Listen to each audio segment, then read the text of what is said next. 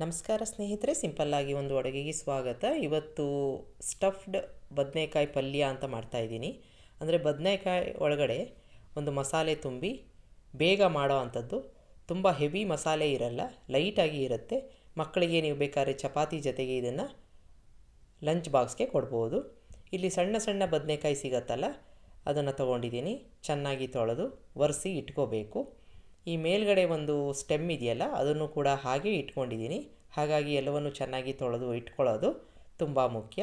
ಈಗ ಈ ಥರ ಒರೆಸ್ಕೊಂಡು ಎಲ್ಲವನ್ನು ರೆಡಿ ಮಾಡಿ ಇಟ್ಕೊಂಡಿದ್ದೀನಿ. ತುಂಬ ಚಿಕ್ಕದಾಗಿದ್ದರೆ ಚೆನ್ನಾಗಿರುತ್ತೆ. ಈಗ ಈ ಒಂದು ಸ್ಟೆಮ್ ಇದೆಯಲ್ಲ, ಅದನ್ನು ಸ್ವಲ್ಪ ಹಾಗೆ ಉಳಿಸ್ಕೊಂಡು ಮಿಕ್ಕಿದ್ದನ್ನು ಕಟ್ ಮಾಡಿ ಇಟ್ಕೋತಾ ಇದ್ದೀನಿ. ಈಗ ಕೆಲವೊಂದು ಪದಾರ್ಥಗಳನ್ನ ಹುರ್ಕೊಂಬಿಡೋಣ. 2 ಸ್ಪೂನ್ನಷ್ಟು ಕಡಲೆಕಾಯಿ ಬೀಜ ಹುರ್ಕೋತಾ ಇದ್ದೀನಿ. ಸಣ್ಣ ಊರಿನಲ್ಲಿ ಹುರ್ಕೋಬೇಕು, ಹಸಿ ವಾಸನೆ ಎಲ್ಲ ಸಂಪೂರ್ಣವಾಗಿ ಹೋಗಬೇಕು. ಹುರ್ಕೊಂಡ್ಮೇಲೆ ನೀವು ಬೇಕಾದ್ರೆ ಇದರದ್ದು ಸಿಪ್ಪೆ ತೆಗಿಬೋದು. ನಾನಿಲ್ಲಿ ತೆಗೆದಿಲ್ಲ, ಹಾಗೆ ಇಟ್ಕೊಂಡಿದ್ದೀನಿ. ಈಗ ಚೆನ್ನಾಗಿ ಗರ್ಗರಿಯಾಗಿದೆ ಅಂತ ಆದರೆ ಇದನ್ನು ಒಂದು ತಟ್ಟೆಗೆ ಹಾಕ್ಕೊಂಬಿಡೋಣ. ಈಗ ಇದಾದ ನಂತರ ಪ್ಯಾನು ಚೆನ್ನಾಗಿ ಕಾದಿದೆ. 1 ಸ್ಪೂನ್ನಷ್ಟು ಬಿಳಿ ಎಳ್ಳನ್ನು ಹಾಕ್ಕೊಂಡಿದ್ದೀನಿ. ಚೆನ್ನಾಗಿ ಚಟಪಟ ಅಂತ ಇದೆ, ಸ್ವಲ್ಪ ಕಲರ್ ಕೂಡ ಬಂದಿದೆ. ಇದನ್ನು ಕೂಡ ಒಂದು ತಟ್ಟೆಗೆ ಹಾಕ್ಕೋತಾ ಇದ್ದೀನಿ. ಈಗ ಇದೇ ಪ್ಯಾನ್ಗೆ ಸುಮಾರು 3 ಸ್ಪೂನ್ನಷ್ಟು ಒಣ ಕೊಬ್ಬರಿ ಹಾಕ್ಕೋಬೇಕು. ಅದು ಸ್ವಲ್ಪ ಲೈಟಾಗಿ ಕಲರ್ ಬರೋ ತನಕ ಹುರ್ಕೋಬೇಕು. ಆಗ ಮಸಾಲೆ ನಾವು ತುಂಬ್ತೀವಲ್ಲ, ತುಂಬ ಚೆನ್ನಾಗಿರುತ್ತೆ. ಈಗ ಸಣ್ಣ ಉರಿನಲ್ಲಿ ಇದನ್ನು ಹುರ್ಕೊಂಡು ಸ್ವಲ್ಪ ಕಲರ್ ಬಂದಿದೆ ಅಂತ ಆದರೆ ಸ್ವಿಚ್ ಆಫ್ ಮಾಡಿಕೊಂಡು ಇದನ್ನೂ ಸಹ ಒಂದು ತಟ್ಟೆಗೆ ಹಾಕ್ಕೊಂಬಿಡೋಣ. ಈಗ ಇದಾದ ನಂತರ ಇದನ್ನು ಆರಕ್ಕೆ ಬಿಟ್ಟು ಮಿಕ್ಕ ಕೆಲಸಗಳನ್ನು ಮಾಡ್ಕೋಬೋದು.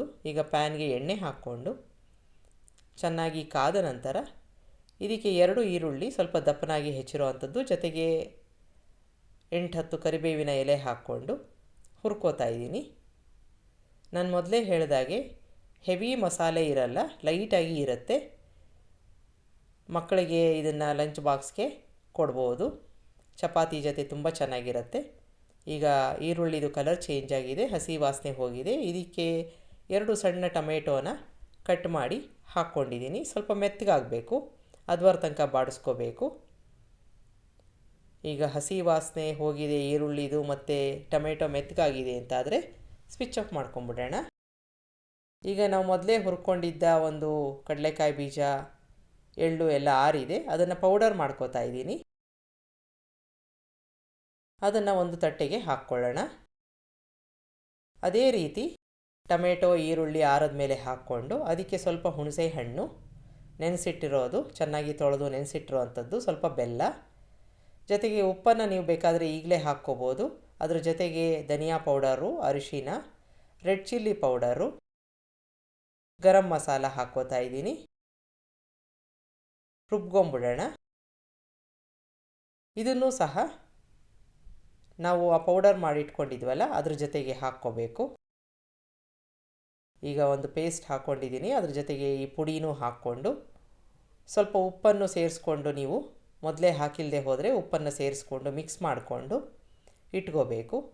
ನಾವು ಬದನೆಕಾಯಿ ಎಲ್ಲ ಒರೆಸಿ ಇಟ್ಕೊಂಡಿದ್ವಲ್ಲ, ಅದನ್ನು ಕಟ್ ಮಾಡ್ಕೋಬೇಕು ಈ ರೀತಿಯಾಗಿ. ಒಳಗಡೆ ಅಕಸ್ಮಾತಾಗಿ ಹುಳ ಏನಾರು ಇದ್ದರೆ ಒಂದು ಸಲ ಚೆಕ್ ಮಾಡಿ ನೋಡಿಕೊಂಡು, ಏನೂ ಇಲ್ಲ ಅಂತಾದರೆ ಈ ಮಸಾಲೆನ ಅದರೊಳಗಡೆ ಫಿಲ್ ಮಾಡ್ಕೋಬೇಕು. ಈಗ ತುಂಬ್ಕೋತಾ ಇದ್ದೀನಿ ಮಸಾಲೆನ. ಚೆನ್ನಾಗಿ ಪ್ರೆಸ್ ಮಾಡಿದಾಗ ಮಸಾಲೆ ಅಲ್ಲೇ ಉಳಿಯುತ್ತೆ, ಎಕ್ಸ್ಟ್ರಾ ಇದ್ದರೆ ತೆಕ್ಕೊಂಬಿಡಬೇಕು. ಇದೇ ರೀತಿಯಾಗಿ ಮಿಕ್ಕ ಬದನೆಕಾಯಿಗೂ ಮಸಾಲೆ ತುಂಬಿ ಇಟ್ಕೋಬೇಕು. ಈಗ ಎಲ್ಲವನ್ನು ರೆಡಿಯಾಗಿ ಇಟ್ಕೊಂಡಿದ್ದೀನಿ. ಒಂದು ಬಾಣಲೆಗೆ ಎಣ್ಣೆ ಹಾಕ್ಕೊಂಡಿದ್ದೀನಿ. ಎಣ್ಣೆ ಚೆನ್ನಾಗಿ ಕಾದ ನಂತರ ಸ್ವಲ್ಪ ಸಾಸಿವೆ ಹಾಕ್ಕೋತಾ ಇದ್ದೀನಿ. ಚೆನ್ನಾಗಿ ಚಟಪಟ ಅನ್ನಬೇಕು. ಈ ಒಗ್ಗರಣೆಗೆ ನಾವೀಗಾಗಲೇ ಮಸಾಲೆ ತುಂಬಿರೋ ಅಂಥ ಬದನೆಕಾಯಿಯನ್ನು ಇಟ್ಟು ಸಣ್ಣ ಊರಿನಲ್ಲಿ ಮುಚ್ಚಿ ಬೇಯಿಸ್ಕೋಬೇಕು. ಅದು ಹೊರಪದರ ರೋಸ್ಟ್ ಆದಂಗೆ ಆಗತ್ತೆ. ಈಗ ಒಂದು ಬದಿಯಲ್ಲಿ ಆಗಿದೆ ಅಂತಾದರೆ ತಿರುಗಿಸಿ ಹಾಕ್ಕೊಳ್ಳೋಣ. ಇದೇ ರೀತಿಯಾಗಿ ಎಲ್ಲ ಬದಿಯಿಂದಲೂ ಅದು ರೋಸ್ಟ್ ಆಗಬೇಕು. ಚೆನ್ನಾಗಿ ಎಣ್ಣೆಯಲ್ಲಿ ಚೆನ್ನಾಗಿ ಅದು ರೋಸ್ಟ್ ಆಗಬೇಕು. ಈಗ ಆಗಿದೆ ಅಂತಾದರೆ ಮಸಾಲೆ ಉಳಿದಿರುತ್ತೆ, ಅದನ್ನು ಇದಕ್ಕೆ ಹಾಕ್ಕೊಂಡು ಒಂದು ಅರ್ಧ ಕಪ್ನಷ್ಟು ನೀರನ್ನು ಸಹ ಹಾಕ್ಕೋತಾ ಇದ್ದೀನಿ. ಎಲ್ಲವನ್ನು ಮಿಕ್ಸ್ ಮಾಡಿಕೊಂಡು ಹೊಂದ್ಕೊಳ್ಳೋ ತನಕ ಸಣ್ಣ ಊರಿನಲ್ಲಿ ಒಂದು 5 ನಿಮಿಷ ಕುದಿಸ್ಕೋಬೇಕು. ಈಗ ಚೆನ್ನಾಗಿ ಕುದೀತಾ ಇದೆ. ರುಚಿಗೆ ತಕ್ಕಷ್ಟು ಉಪ್ಪನ್ನು ಹಾಕ್ಕೋಬೇಕು. ಸ್ಟಫ್ಗೆ ಈಗಾಗಲೇ ಉಪ್ಪನ್ನು ಹಾಕ್ಕೊಂಡಿದ್ದು, ಎಷ್ಟು ಬೇಕೋ ಅಷ್ಟು ನೋಡಿ ಹಾಕ್ಕೋಬೇಕಾಗತ್ತೆ. ಈಗ ಉಪ್ಪು ಹಾಕ್ಕೊಂಡ್ಮೇಲೆ ಎಣ್ಣೆ ರಿಲೀಸ್ ಆಗೋ ತನಕ, ಮಸಾಲೆ ಗಟ್ಟಿ ಆಗೋ ತನಕ ಕುದಿಸ್ಕೋಬೇಕು. ಈಗ ಎಣ್ಣೆ ರಿಲೀಸ್ ಆಗಿದೆ, ಮಸಾಲೆ ಕೂಡ ಸ್ವಲ್ಪ ಗಟ್ಟಿಯಾಗಿದೆ. ಕೊನೆಯದಾಗಿ ಕೊತ್ತಂಬರಿ ಸೊಪ್ಪು ಹಾಕ್ಕೊಂಡು ಮಿಕ್ಸ್ ಮಾಡಿಕೊಂಡು ಸ್ವಿಚ್ ಆಫ್ ಮಾಡ್ಕೋಬೋದು. ತುಂಬ ಚೆನ್ನಾಗಿರುತ್ತೆ, ಒಂದು ಸಲ ಮಾಡಿ ನೋಡಿ. ಚಪಾತಿಗೆ ಒಳ್ಳೆ ಕಾಂಬಿನೇಷನ್ನು, ಲಂಚ್ ಬಾಕ್ಸ್ಗೆ ಹೇಳಿ ಮಾಡಿಸಿರೋ ಅಂಥ ಒಂದು ಸೈಡ್ ಡಿಶ್ಶು. ನಿಮಗೆ ಈ ರೆಸಿಪಿ ಇಷ್ಟ ಆದಲ್ಲಿ ಲೈಕ್ ಮಾಡಿ, ಶೇರ್ ಮಾಡಿ, ಕಮೆಂಟ್ ಮಾಡಿ, ನನ್ನ ಚಾನಲ್ಗೆ ಸಬ್ಸ್ಕ್ರೈಬ್ ಮಾಡಿ. ನಮಸ್ಕಾರ.